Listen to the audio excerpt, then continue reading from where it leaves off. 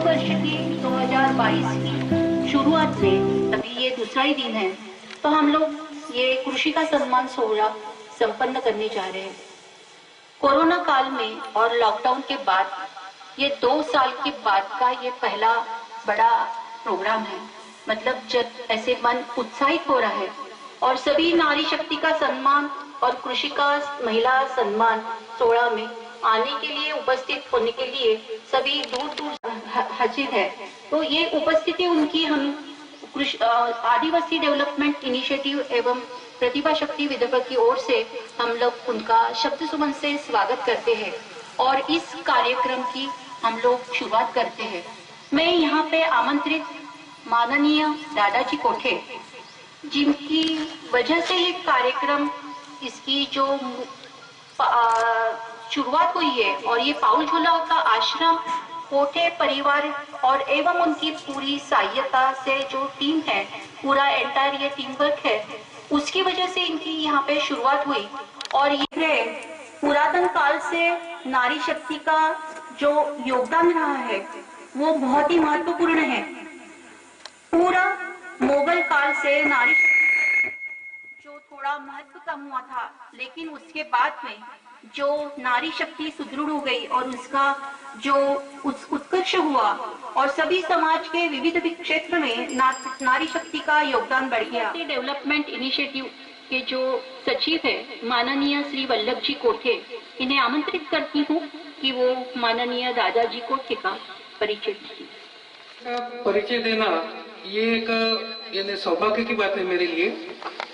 और दादाजी कई सालों से इसी परिसर में हम लोगों के बीच काम करते आ रहे हैं।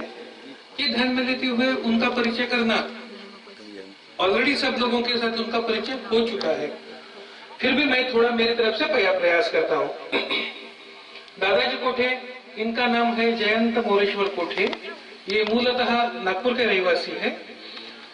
उन्होंने ONGC, ये एक बहुत बड़ी एक संस्था है, इस संस्था में उन्होंने रिटायरमेंट तक वो वहां पर जियोलॉजिस्ट और आसाम डिवीजन के जनरल मैनेजर, इस तरह के बड़े बड़े ओहदे पर उन्होंने काम किया है। और उनके सेवानिवृत्त होने के बाद उन्होंने गोंदिया जिले में अपना पाउलझोला हो गया या दंतेवाड़ा जिले में हलबारस हो गया, इस तरह से जो इंटीरियर में जो आंतरिक गांव है वहां पर उन्होंने आदिवासी लोगों के बीच काम करना शुरू किया है। और यह काम उन्होंने 2000 से उन्होंने, यानी अब उनको काम करते करते लगभग 22 साल, हमारे बीच काम करते हुए लगभग 22 साल कंप्लीट हो चुके हैं। तो उन्होंने आदिवासी डेवलपमेंट इनिशिएटिव इस संस्था की स्थापना की है। और मैं दादाजी कोठे करीब अभी 22 वर्ष से इस सेवा कार्य में लगा हूँ। ये सेवा कार्य की कल्पना मेरे मन में कैसे आई, उसका छोटा सा एक उदाहरण देता हूँ। खेती वाले,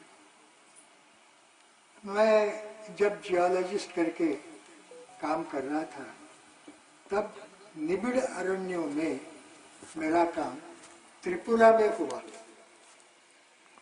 त्रिपुरा के निबिड़ अरण्य सचमुच बड़े अरण्य हैं।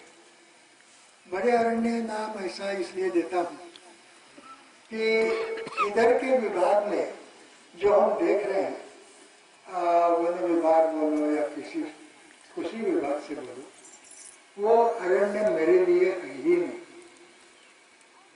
और वहाँ के लोग, और बस मेरे मन में बात पक्की हो गई कि मैं अगर कुछ हो सके मेरे से तो रिटायरमेंट के बाद इन लोगों की सेवा करूंगा। ठीक है, दिन चलते गए, हम अपने बढ़ते गए, इधर उधर मुंबई बोलो, समुद्र में बोलो, निबिड़ अरण्य तो हो गया था। ऐसे प्रकार से हमारी यात्रा चलती रही, नौकरी चलती रही। और जिस दिन मैं रिटायर हुआ, सिलचर में मैं जनरल मैनेजर था, उस प्रोजेक्ट का प्रमुख था। वहाँ पर मुझे जब रिटायरमेंट का भाषण देने के लिए बोला, तब मैंने कहा कि मैं और कुछ विचार मेरे में आए ही नहीं। ओएनजीसी के लोगों का धन्यवाद धन्यवाद सब कुछ मैं भूल गया। मैं एक ही बात कह रहा था कि अभी मैं यहाँ से निकलता हूँ, शबनम नाग तो ये मेरे पास लड़की है, यहीं से मैं जंगल में चला जाता हूँ, उनकी सेवा में लग जाता हूँ। तो ऐसे प्रकार से मेरा दिल चाहता था, वैसे मैंने मेरे मन की बात कर दी। ठीक है, वो मेरे लिए चैलेंज था। और वैसे मैं त्रिपुरा जंगलों में काम करने वाला, मुझे इन लोगों से, इन प्राणियों से, क्योंकि बस्तर में भी ज्यादा प्राणी तो है नहीं, तो वहां पर भी मुझे अच्छा ही लगा कि चलो भाई यहीं पर काम कर लेते हैं। और वहां से हमने काम शुरू किया। परिस्थिति क्यों है? क्योंकि जैसे कि ये हमारे आदिवासी भाई से पूछिए आप कि अरे भाई आपको तो कुपोषण है तो क्या बात कर रहे हो आप? कुपोषण क्या चीज होता है? हम तो अच्छे भले हैं। लेकिन नहीं साहब, उनकी स्ट्रेंथ, उनको काम करने का तरीका और उनकी आयु बहुत कम है। ये बात हमने समझाई, फिर भी वो नहीं समझे। मैंने कहा ठीक है, समझने के लिए टाइम लगता है, वो अपना काम कर रहे हैं, हमने अपना काम करना चाहिए। करके हम उस पर भिड़ गए और ऐसे प्रकार से हमारा कुपोषण का कार्यक्रम शुरू हुआ। दूसरा क्या हुआ, वही काम करते करते कोई खास व्यक्तियों में खास चीजें देखने में आई।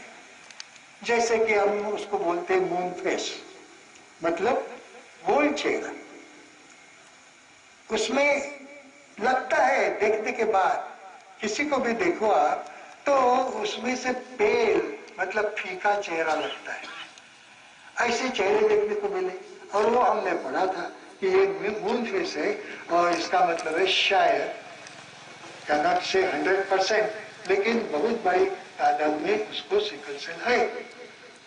फिर हम सिकल सेल में स्टडी किए, बड़े बड़े शहरों में आके अपने गुरु बना के। हमको उतना इतनी तो समझ है कि कहाँ पर जाना है और क्या करना है। तो बड़े बड़े लोगों के पास गए, उनसे शिक्षण पाए, तो वहां सिकल सेल का स्टडी किया। फिर सिकल सेल हो गया, सिकल सेल के लिए क्या करना चाहिए उनका टेस्टिंग किया, वगैरह वगैरह सब कुछ हो गया। वो हो गया। उसके बाद क्या? उसके बाद हम तो मेडिकल वाले लोग थे नहीं, तो हमको तो और क्या करना है ये मालूम ही नहीं था। तो हमने वही शिक्षा पाके हम गए और आप लोगों से बात किए, जिसको हम बोलते हैं अवेयरनेस प्रोग्राम। मतलब ये कि सिकल सेल के बारे में जानकारी देना। हलबारास में अपना आश्रम है, विकास खंड कुआकोंडा।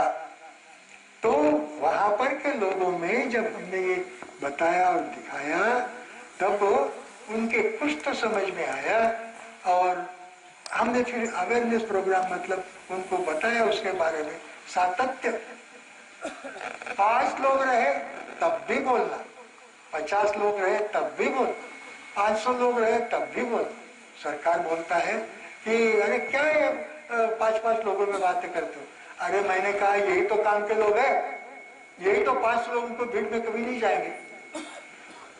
उनके लिए ही खास मुझे काम करना है, करके मैं कितना भी नंबर हूं, जब मैं बाहर निकला तो निकला।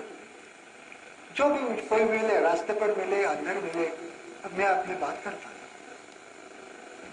होते होते 1 साल, 2 साल, 3 साल बड़े बड़े अस्पताल में, जैसे अपोलो हॉस्पिटल है या गवर्नमेंट हॉस्पिटल है, किसी को सिकल सेल की कल्पना ही नहीं थी। उनके पास इक्विपमेंट वगैरह भी नहीं था। फिर हमने उनको बताया तो अपोलो हॉस्पिटल में तो था, माइक्रोस्कोप से ही वो सिकल सेल देखते थे। अब सिकल सेल क्या है वगैरह ये आज का मेरा विषय नहीं है, लेकिन मैं उनको बताया कि ऐसा ऐसा है। तो उन्होंने भी कुछ इक्विपमेंट्स दे लिए और वहां पर हमको काम करने के लिए बताए। हमने कहा भाई हम अपना काम नहीं करेंगे, हम हमारा काम कर रहे हैं और आपके पास ट्रीटमेंट के लिए हम आते रहेंगे। ऐसे प्रकार से सिकल सेल का चलता। युवा पीढ़ी ही है सब कुछ, कि जो हमको खुद काम करके हमको समझदारी सिखाती है, हमको कैसा रहना बूढ़ों को ये सिखाती है, खुद कमाई करती है, इत्यादि इत्यादि। तो फिर ये जो तरुण वर्ग है उनके लिए मैं क्या करूं? एक तो ये जो तीनों प्रोग्राम बताए वो तो उनमें बेसिक टेस्ट जिसको बोलते हैं प्राथमिक, ये सारे टेस्ट वगैरह करके उसको बताना है कि तुम ऐसा ऐसा आदमी हो। फिर स्कूलिंग के लिए भी उनके पीछे पड़ते रहते हैं।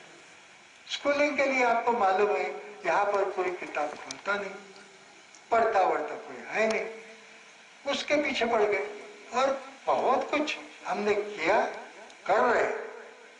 इतना ही नहीं तो आजकल जैसे 1.5 साल 2 साल से कोरोना पनप रहा है, तो कोरोना के कारण कोई भी स्कूल में तो गया ही नहीं। तो हमारे तो कान खड़े हो गए, भाई ये तो महाभयंकर परिस्थिति है, इसके लिए क्या करें? तो बोले ऑनलाइन पर शिक्षण दो।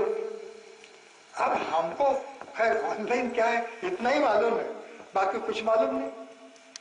ठीक है, फिर हमने उसके बारे में कुछ पढ़े और उसके बाद ऑनलाइन प्रशिक्षण हमने शुरू किया। हम इन लोगों के स्कूल में बच्चों के पास जाके, टीचर्स के पास जाके हमने रिक्वेस्ट की कि भाई हमको इन लोगों के लिए कुछ करना है।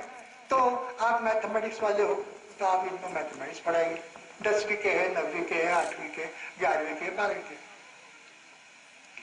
हाँ साहब, सबने, किसी ने ना तो नहीं कहा, किसी गुरुजी ने, लेकिन मैं क्या बताऊं, परिस्थिति ऐसी सत्य है कि कोई भी गुरुजी उनको पढ़ाने के लिए नहीं आया। तो हम क्या कर रहे हैं? हमने कहा चलो हम अपना ही काम करते हैं, करके हमने ऑनलाइन, यहाँ पर टावर फावर कुछ नहीं था, तब अपनी सारी व्यवस्था करके 35,000 रुपया खर्चा करके हमने अपने यहाँ टावर लिया और यहाँ पर ऑनलाइन एजुकेशन शुरू हुआ। टीचर्स नहीं थे, टीचर्स नहीं तो फिर क्या करेंगे? मैंने कहा ठीक है ना, नहीं है तो नहीं है, मैं देखता हूँ, मैं पढ़ाता हूँ, लेकिन मुझे ऑनलाइन वगैरह कुछ आता नहीं। बड़ी दुरावस्था है ये। हमारे लड़के कुछ मेरे से ज्यादा तेज है। आज मेरे पास जो स्टूडेंट्स हैं वही मुझे कुछ बताते हैं, ठीक है, लेकिन वो मेरे से तो कुछ खास बना नहीं। फिर मैंने क्या किया? फिर मैंने नागपुर से संपर्क किया, क्योंकि वही लोग मैं जानता हूँ। तो वहां पर एक शिल्पा जोशी या मंडलेकर करके एक लड़की है, वो हमारी दूर की नातेवाईक है। उससे रिक्वेस्ट किया तो वो बोलती है ठीक है करते हैं। तो उसका भाई यहाँ बैठा है राजू जोशी, वो बहुत बड़े कंपनी से अभी भी रिटायर हुआ और वो भी बड़े उच्च पदस्थ थे। मैंने कहा देख बेटा, मेरा भांजा है वो, तो ठीक है ना मामा, करते हैं। करके उसने ऑनलाइन कनेक्शन दिया। उस लड़की के पास से हमने यहाँ पर रोज रात में 9 बजे से 10 बजे तक रोज अंग्रेजी पढ़ाती है। अब आपके मन में आएगा, क्योंकि आप बहुत सारे यही विचार के हो कि अंग्रेजी क्यों पढ़ना है। मेरे भाई, मेरे बहनों, ख्याल रखो, अंग्रेजी का प्रेम मुझे नहीं है। मैं भी अंग्रेजी का एक शब्द बोलना नहीं चाहता, लेकिन उससे बात नहीं ना बनती। जब ये लोग मेरे तरुणाई वर्ग, तरुण वर्ग, जब कोई साक्षात्कार में जाता है तब उसको इंटरव्यू लेने वाले पूछते बेटा तेरा नाम क्या है? 12वीं पास लड़का तता पपा करता है, खुद का नाम नहीं बता सकता। अब क्या होता है ये, इससे क्या होगा? अब नागपुर वाले से संपर्क वगैरह करने के बाद उसको कुछ तो भी तो लेवल ऑफ कॉन्फिडेंस आता है और वो आ गया है। मेरे पास अभी 12-14 विद्यार्थी है, उनमें भी अभी 2 महीना तो हो गया उनका ऑनलाइन चल रहा है। वो भी आधा आधा वाक्य बोल रहे। तो ऐसे प्रकार की परिस्थिति में इन लड़कों को ऊपर लाना, उनको काम देना, उनको सुदृढ़ करना, उनकी शारीरिक और बौद्धिक लेवल बढ़ाना, उनका इंटेलिजेंट क्वोशेंट मतलब क्या, बौद्धिक पातळी बढ़ाना, ये हमारा काम हो गया और वही आजकल हम कर रहे हैं। लेकिन मैंने वो पाठ किया, हो आम्ही नीतिवंत कला गुणी बुद्धिमंत। इसका मतलब यह है कि हम नीतिमत्ता हमारी ना ढले। मतलब ये वाम मार्ग, पीने पाने की आदतें, तंबाकू जैसी आदतें छोड़नी ही चाहिए। मेरा लड़का यहाँ बैठा है, प्लास्टिक सर्जन है, वो मुझे इतने दुख से, क्योंकि वो माहिर है इसमें, मुख के कैंसर ट्रीट करने में, इतने चित्र मैंने देखे और इतने भयंकर परिस्थिति है कि कुछ पूछो मत।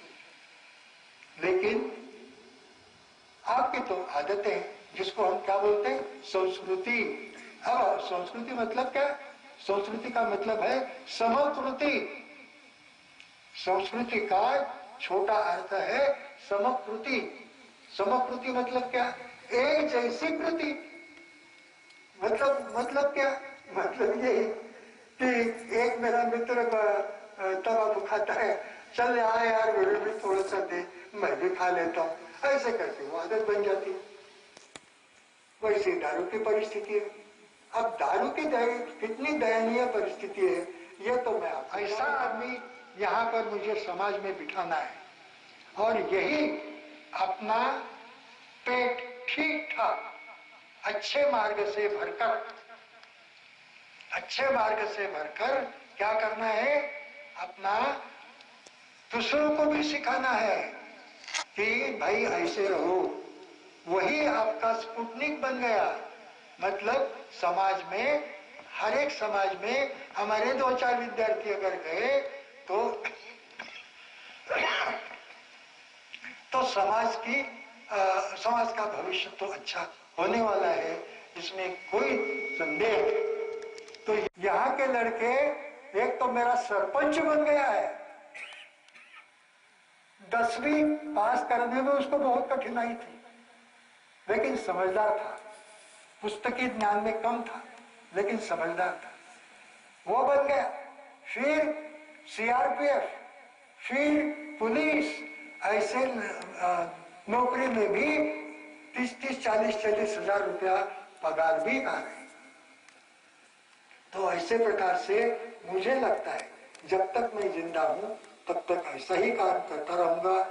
यहाँ से भी अभी लड़के बाहर निकलने हैं, अभी तक मुझे एक भी ऐसा कहने लायक रिजल्ट मिला नहीं, लेकिन मिलेगा ये मेरा विश्वास है। मैं आपके पास आऊंगा और कुछ ना कुछ अच्छा होगा, इस विश्वास के साथ मैं अपना भाषण समाप्त करता हूं। धन्यवाद दादाजी। दादाजी ने हमें बताया कि युवा पीढ़ी ही राष्ट्र शक्ति है और आदिवासी विकास कैसे उन्होंने उनकी उन्नति की और कैसे प्रशिक्षण शुरू किया। और डेंटल प्रॉब्लम्स है, उसके लिए जो चार्ट्स है वो छोटे छोटे उन्होंने नुस्खे बताए हैं कि दांत का आरोग्य कैसे, दंत आरोग्य कैसे किया जाए।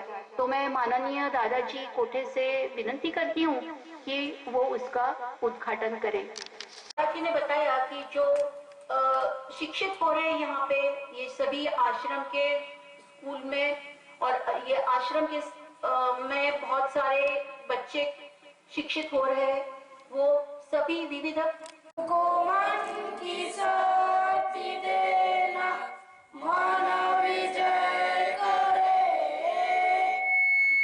दूसरों के जैसे पहले खुद को जय करे। हमको मन की शक्ति देना, मन विजय करे, दूसरों के जैसे पहले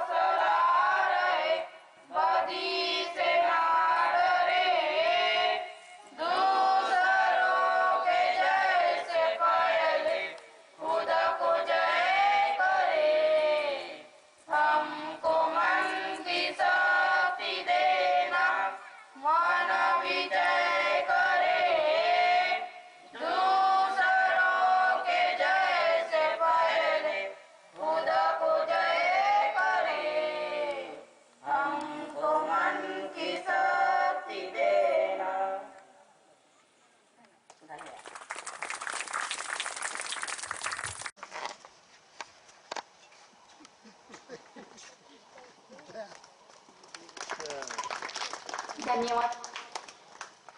इसके बाद में कार्यक्रम हो ही नहीं सकता, ये इस आदिवासी डेवलपमेंट इनिशिएटिव की ये धरोहर है। मेडिकल कैंप्स इन्होंने विविध किए हैं। पिछले साल में इन्होंने बहुत बड़ा योगदान दिया है और वैसे भी अभी भी कर रहे हैं। Mister and Mrs doctor Badkas तालियों के साथ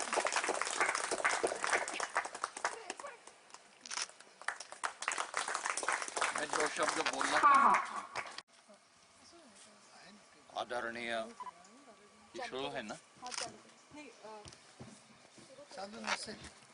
दादाजी कुठे? इतका वेळ आपण दादाजींचं भाषण ऐकलं, इंट्रोडक्शन पण श्री वल्लभ कोठेंनी बरंच केलं. मला कुठे दादींचं नाव नाही ऐकू आलं. मी केवळ दादींचं नाव घ्यायला विचारलो.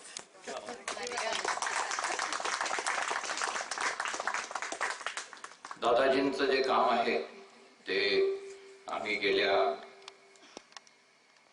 8-10 वर्षापासून बघतोय. जवळपास मला असं वाटतं 8-10 वर्षापासून आम्ही त्यांच्याशी जोडलेलो आहोत. इतरही अशा सोशल कामांमध्ये आम्ही जातच असतो. जशपूरनगरला जात असतो, वनवासी कल्याण आश्रमाची कामं करायला जात असतो.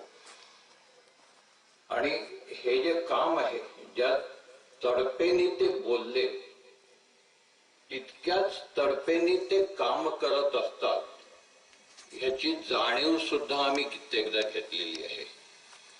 अदरवाईज आपण सर्वसामान्य जर असा विचार केला तर एखादा माणूस मोठ्या पोस्टवरनं, जनरल मॅनेजर सारख्या पोस्टवरनं रिटायर झाल्यानंतर कुठल्या तरी खेड्यापड्यात जाऊन राहतो आणि ही असल्या प्रकारची कामं करतो. एक प्रकारच्या समाजाची जोपर्यंत आपल्याला हा समाज उत्स्फूर्त होऊन वर आला पाहिजे असं वाटत नाही, तोपर्यंत ही जी आहे ही अंतरात्म्याची जाण असते.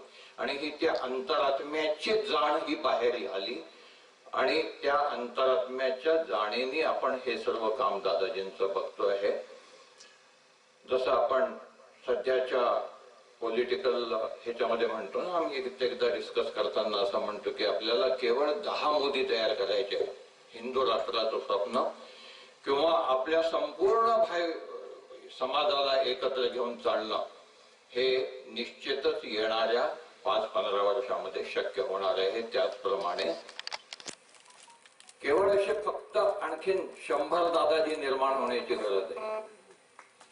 जर 100 दादाजी असे निर्माण झाले तर आपण आपल्या संपूर्ण समाजाला मला थोडस ज्या तर्फेनी दादाजी तुम्ही मुलांबद्दल, म्हणजे मुलांनी ज्याला आपण एज्युकेशन म्हणजे नुसतंच 10वी पास झालं, 12वी पास झालं, आणखीन कोणीतरी, हे सगळं एज्युकेशन आपण गेल्या एक 20-25 वर्षापासून जो येतो तो एज्युकेट होतो आणि अमेरिकेत जातो. असलं एज्युकेशन आपल्याला नको आहे. आपल्याला ते एज्युकेशन पाहिजे जे दादाजी सांगतात समजावून की इथे राहा, ही भूमी आहे, ही आपली मातृभूमी आहे, तिथे वंदे मातरमचं चित्र लागलेलं, भारत मातेचं चित्र लागलेलं आहे. मी असं म्हणेन सर्वांनी की आपण या भारत मातेचे पुत्र आहोत आणि या भारत मातेची आपल्याला सेवा करायची, आणि ही सेवा करण्याकरता आपल्याला कोण प्रपोगेट करते तर दादाजी करतायत. मी दादाजी आपल्याला परत अतिशय केवळ धन्यवाद देत नाही, मी अक्षरशः वाकून नमन करतो आणि आशीर्वाद द्यावा अशी विनंती करतो. काम करतोय याचं ज्वलंत उदाहरण म्हणजे आदिवासी डेव्हलपमेंट क्रिएटिव्हचं हे वर्क आणि आश्रम. तर मी आता माननीय doctor Rajhans, mister and Mrs दोघे doctor Rajhans mister and Mrs यांना आमंत्रित करते की त्यांच्या ही टोकन ऑफ लव्ह आहे, कारण की यांनी जे काम केलेलं आहे त्याचं तर मी शब्दरूपात वर्णन करू शकत नाही, परंतु एक संस्थेतर्फे त्यांचं एक सन्मान करतो आहे. डॉक्टर राजहंस त्यांच्या नावात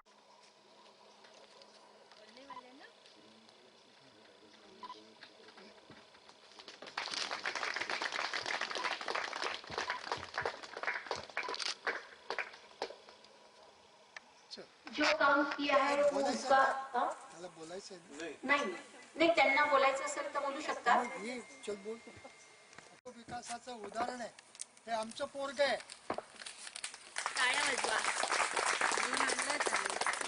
घेऊन आणलेलं आहे म्हणून.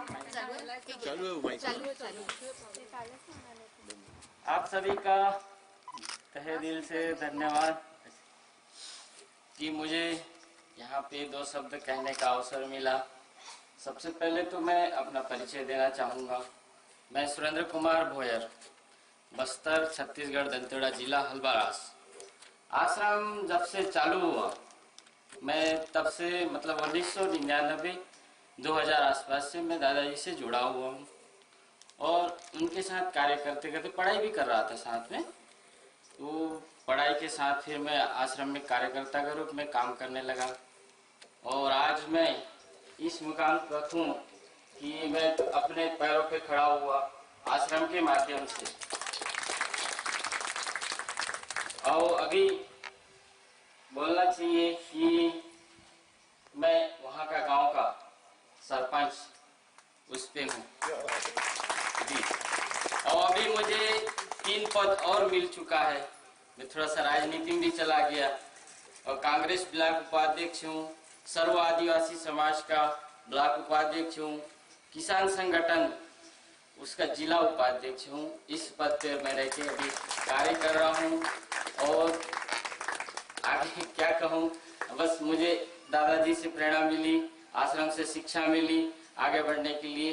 बस इतना कह के मैं अपना वाणी धन्यवाद सुरेंद्र जी। देखिए, एक कुशल कार्यकर्ता और शिक्षित होने के बाद में कैसे देश का भविष्य अपने हाथ में लेता है, उसकी जो डोर है वो जो सुरेंद्र जी भोयर जी ऐसे व्यक्तिमत्व, सरपंच जो विविध कार्य क्षेत्र में कांग्रेस में है, राजनीति में है और किसान संगठन में है। अभी देश की उन्नति और भविष्य के लिए किसान का जो अभी आंदोलन होना उसका अलग बात है, लेकिन कैसे किसान होना चाहिए इसका मूर्तिमंत उदाहरण माननीय सुरेंद्र जी भोयर और उनका प्रेरणा स्थान यानी जो सामाजिक कार्य करते होने वाले दादाजी, दादी जी और परिवार। धन्यवाद सुरेंद्र जी। मैं उसके बाद में आमंत्रित करती हूँ झालेले आहेत ते आणि आत्ताचं जे शिक्षण आहे त्यांचं शेतीविषयक, कारण की शेतीकडे आजकालचे मुलं जात नाही असं सगळेजण म्हणतात, परंतु गणेशजींकडनं लक्षात येतं की त्यांनी हे कृषी क्षेत्रामध्ये काम करण्याचं निवडलंय। टाळ्या वाजवून त्यांचं स्वागत करावं। धन्यवाद। आणि जे झोपी गेलेला जागा असतो ही माझी मी ते हसतील आहे, कारण की संचालन करण्यात अतिशय महत्वपूर्ण कार्यदान करते आणि त्यांच्या समोर मी एक छोटीशी प्रयत्न करते की संचालन कसं करावं।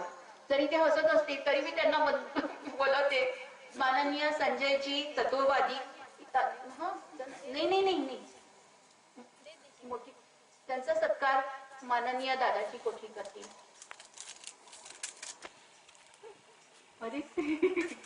हे बघा किती एक सुवर्ण योग म्हणतो, कपिला षष्ठीचा योग म्हणतो की कोठे परिवारात सगळेच जण विविध क्षेत्रामध्ये या ना त्या रूपात कार्य करतात।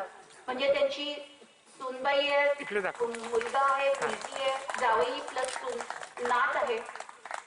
टाळ्या वाजवा। देशपांडे आणि आजच्या या कार्यक्रमात लीगल एस्पेक्ट्स ऑफ फार्मिंग म्हणजे हमारे कानून के विषय, मतलब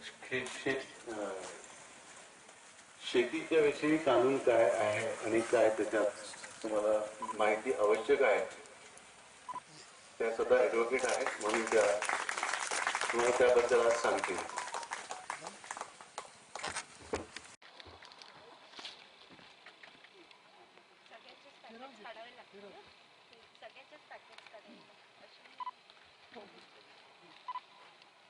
त्यानंतर आहे कान्हा कुंजाम, उपसरपंच मेहताखेडा।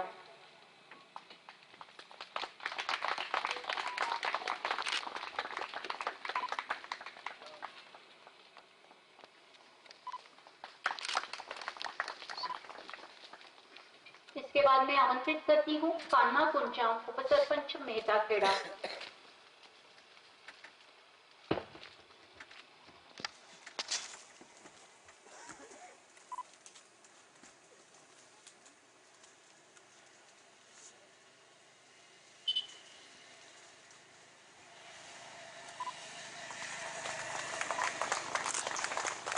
अशफाक पठान पोलीस पाटील पाऊसोला। अशफाक पठान पोलीस पाटील पाऊसोला इन्हें मैं आमंत्रित करती हूँ।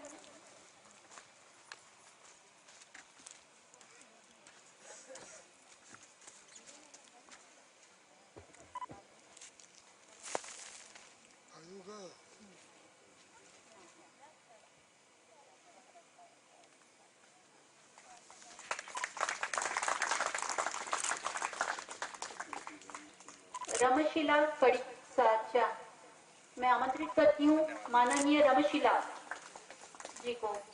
रमशिला जी वो व्यास पे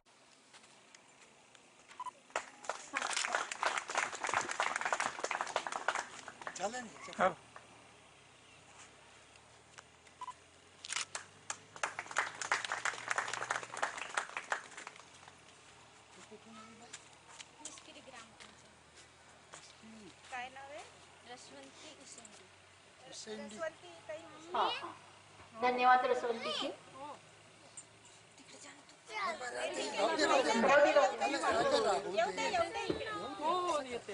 आपल्या सोबतच आहे ना. माझ्याबरोबर.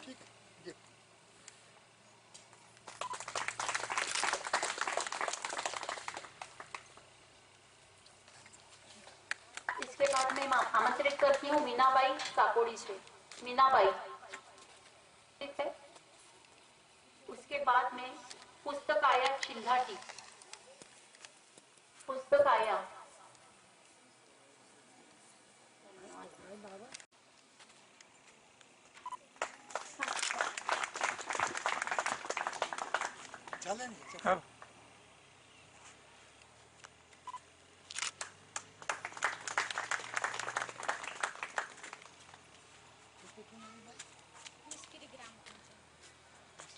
काय नाव आहे? रसवंती उसंडी. रसवंती ताई. हाँ हाँ धन्यवाद रसवंती जी।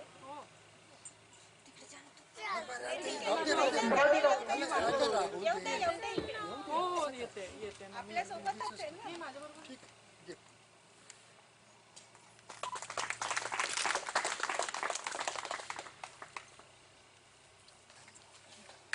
इसके बाद मैं आमंत्रित करती हूँ मीनाबाई काकोड़ी से।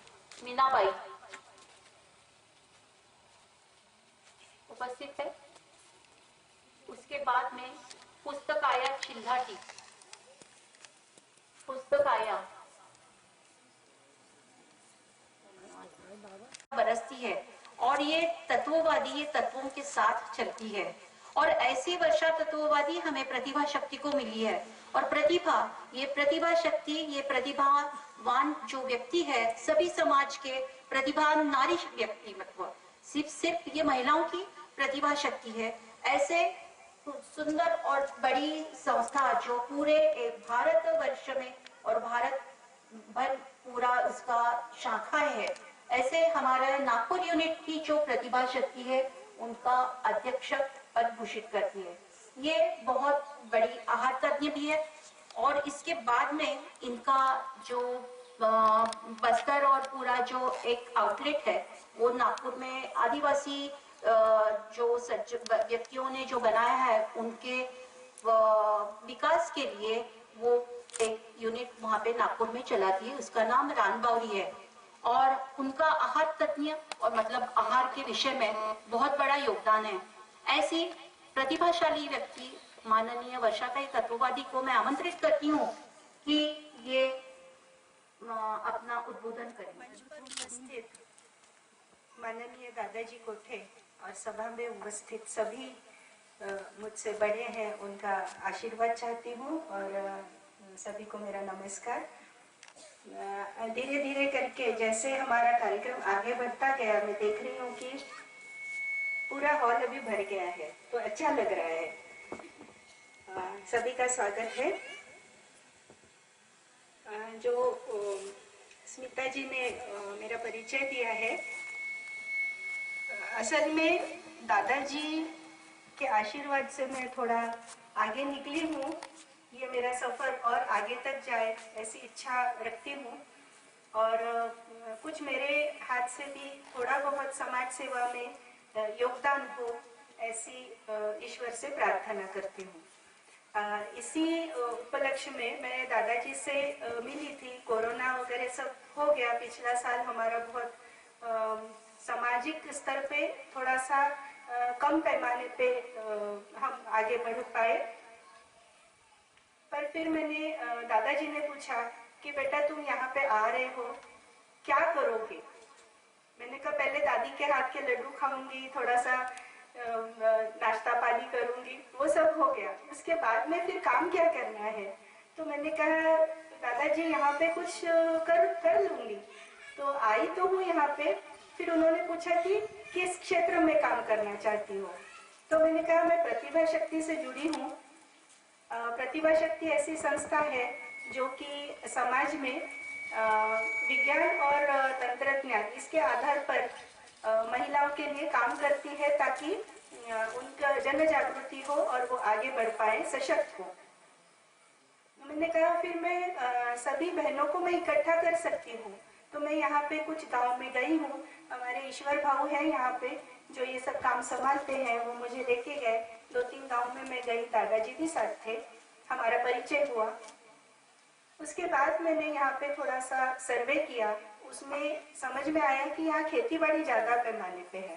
तो मैंने कहा क्यों ना सब बहनों को इकट्ठा करूँ जो खेती बाड़ी करती है, क्योंकि मैं भी आहार तज्ञ हूँ, आहार में ही रुचि रखती हूँ, खान पान में भी, और उसका सही उपयोग कैसे हो अपने शरीर के लिए, इसका भी जन जागृति करती हूँ। तो इस माध्यम से मैं यहाँ पे आई हूँ और एक कार्यक्रम यहाँ पे हो ऐसा मैंने दादाजी को बताया। उन्होंने बोला हाँ बेटा कर सकते हैं। तो मैं इस भरोसे पे आगे बढ़ रही हूँ। आज जो है यहाँ पे इतनी सारी महिलाएं आई हैं, हमारी बहनें हैं, तो यही एक दिखता है कि हाँ हम सब एक हैं, हम सब आगे बढ़ सकते हैं। और खेती बाड़ी में भी कितनी सारी जन जागृति और हो सकती है और आगे बढ़ सकती है। महिलाएं खुद होके आगे बढ़ सकती है इस क्षेत्र में। इसका एक उदाहरण है कि कम से कम आज सब लोग इकट्ठा हुए हैं। मैं चाहती हूँ कि सब अलग अलग गांव से आए हैं, उनका आपसी तालमेल हो, विचार विमर्श हो और एक दूसरे को जाने कि भाई आप कौन से गांव से आई हैं, क्या करती हैं। तो सभी को आदान प्रदान होगा तो सभी को पता रहेगा कि इनके गांव में क्या है, हमारे गांव में क्या है, हम और क्या क्या अच्छा कर सकते हैं और सब मिलके इस राष्ट्र को कैसे बना सकते हैं। तो प्रतिभा शक्ति एक राष्ट्रीय शक्ति है जो विदर्भ में काम कर रही है 10 साल से। पिछले 5 साल से मैंने अध्यक्ष पद का भार संभाला है और इसी दौरान विज्ञान और तंत्रज्ञान के माध्यम से स्त्री सशक्तिकरण इस उद्देश्य से काफी सारे कार्य किए हैं हमने, जो कि नागपुर और उस परिसर में विदर्भ में ही हुए हैं। तो ये मेरी पहुंच अभी ये पहली बार है, आपसे परिचय भी पहली बार हो रहा है। आगे भी आपके गांव आऊंगी, मिलूंगी और हम कुछ चर्चा करेंगे, कुछ समझ पाए कि हमें और आगे कहाँ बढ़ना है, क्या क्या करना है और कौन से क्षेत्र में सशक्त बनना है। हाल जो कि सिखाई गई तो ये प्रमाणताबद्ध रहती है।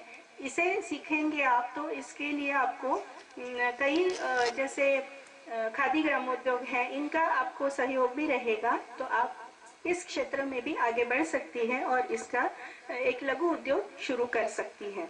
तो जिनके पास खेतीबाड़ी का भी सामान है तो उस पर से भी कुछ प्रिजर्वेटिव्स, फूड प्रिजर्वेटिव्स हैं, ये सब भी आप सीख के इसको प्रमाणबद्ध करके, जिसे हम स्टैंडर्डाइजेशन कहते हैं, तो फूड स्टैंडर्डाइजेशन हो के इसको आप मार्केट में ला सकती हैं। अभी जैसे मोदी जी ने कहा है कि हमें स्वावलंबी बनना है और हमें अपना जो भारत में बना हुआ प्रोडक्ट है उसी को आगे लाना है और हमने ही बनाया हुआ है उसी को मार्केट में आगे लाना है। इस तरह इसमें मैं चाहती हूँ कि अभी भी कुछ महिलाएं पीछे बैठी हैं, तो उन्होंने अगर कुछ अपना प्रोड्यूस लाया है तो यहाँ पे रख सकती हैं। यहाँ जो कई बाहर से आए हुए हैं मेहमान वो आपसे जरूर खरीदेंगे, मुझे आशा है।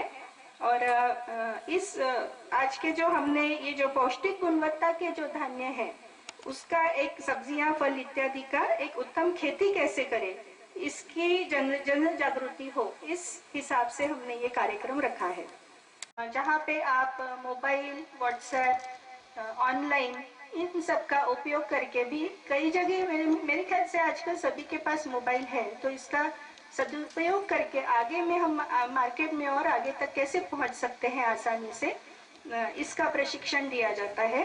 ग्राम परी हमारा दूसरा एक प्रोजेक्ट है जिसमें उपजीविका एवं लघु उद्योग से जुड़े कार्य हैं, जैसा अभी महात्मा गांधी रिसर्च इंस्टीट्यूट में मैंने बताया, प्रमाणबद्धता के हिसाब से गुणवत्ता उसकी और प्योरिटी, तो इस हिसाब से जो प्रोडक्ट्स बनते हैं उसे उसमें आप प्रशिक्षण ले सकती है। युवा शक्ति अभियान है, युवाओं के लिए जो स्वास्थ्य का ख्याल रखे, इस हेतु हम ये कुछ कार्यक्रम उसके अंडर करते हैं।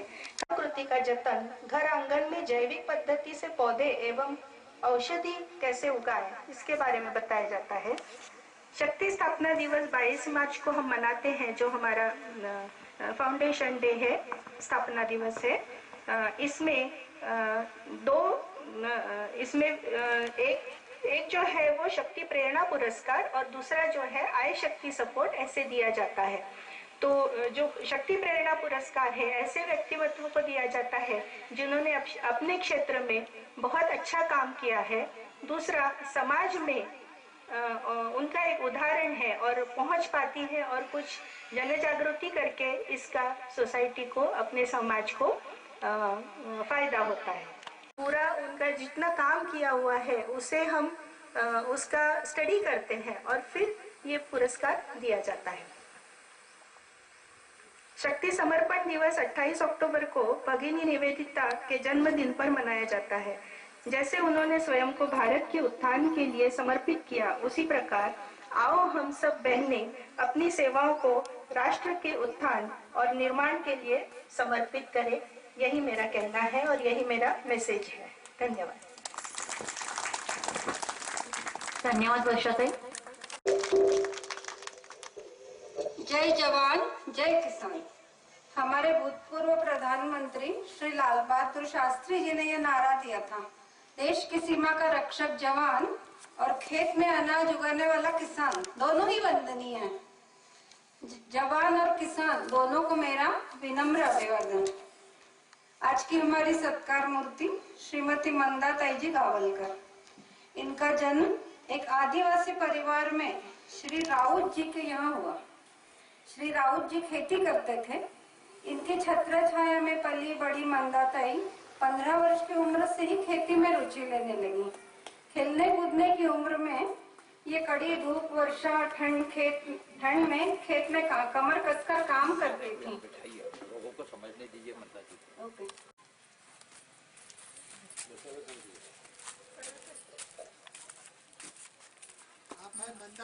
मंदाताई गावलकर। आज की हमारी सत्कार मूर्ति श्रीमती मंदाताई जी गावलकर। इनका जन्म एक आदिवासी परिवार में श्री राउत जी के यहाँ हुआ। श्री राउत, जय हिंद, जय भारत। सम्मान पत्र। सम्मान पत्र।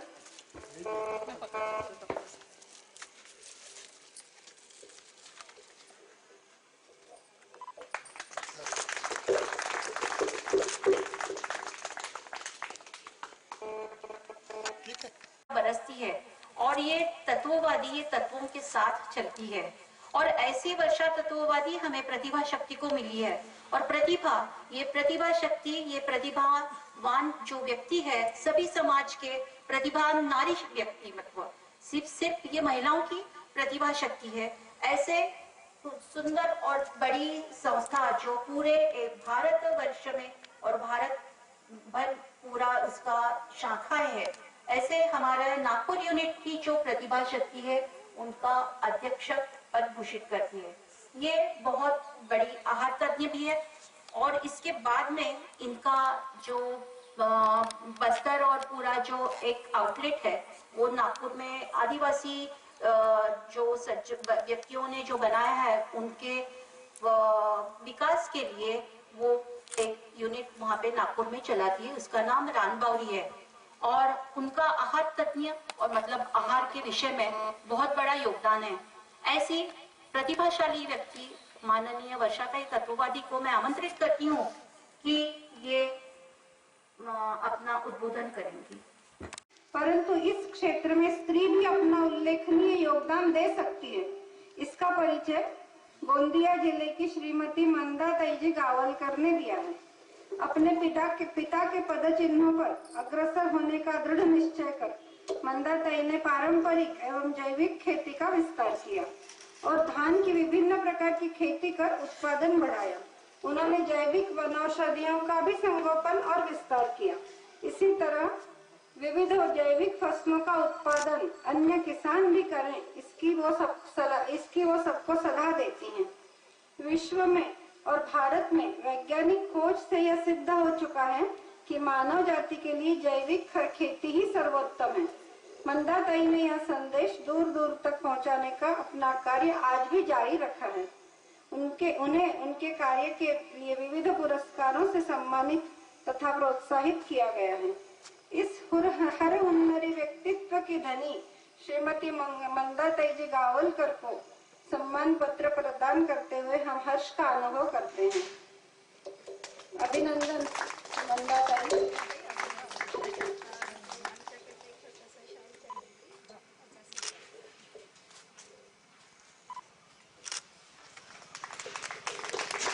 मैं सबको यह कहता हूं कि आप कृपया खड़े हो जाइए और मंदाताई को स्टैंडिंग ओवेशन दीजिए।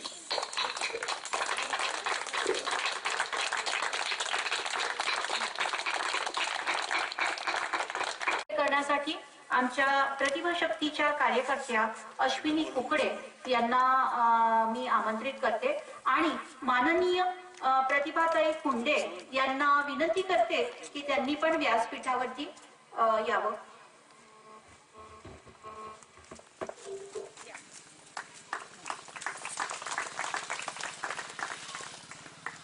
नमस्ते। मंच पर तथा सभा में उपस्थित मान्यवर और मेरी कृषि का बहनें, सभी को मेरा सादर नमस्कार। आज की हमारी सत्कार मूर्ति है प्रतिभाताई फुंडे। अर्जुनी मोरगांव की प्रतिभाताई एक सफल कृषि का व्यवस्थापिका और उद्योजिका है। इन्होंने BA तक की शिक्षा पूर्ण की है। खेती व्यापार के साथ साथ रसोई घर में भी वो रुचि रखती है। आरोग्य को लेकर भी जागरूक है। योग प्राणायाम स्वतः करती है और लोगों को भी सिखाती है। हार्डवेयर की दुकान तथा पतंजलि की स्टोर भी चलाती है। खेती व्यवसाय के साथ साथ अपने परिवार का भी ध्यान रखती है। लकड़ी की खेती, फल सब्जी की खेती, गोपालन जैसे सभी काम बहुत मेहनत और लगन से करती है। लोकमत सखी मंच के ओर से इन्हें सम्मानित किया गया है। इस कृषक महिला का सत्कार यानी हम हमारी शक्ति संस्था का सम्मान समझते हैं। शक्ति की ओर से प्रेरणा पुरस्कार देकर इनका सम्मान करते हैं। जय आदि शक्ति, जय हिंद, जय जवान, जय किसान।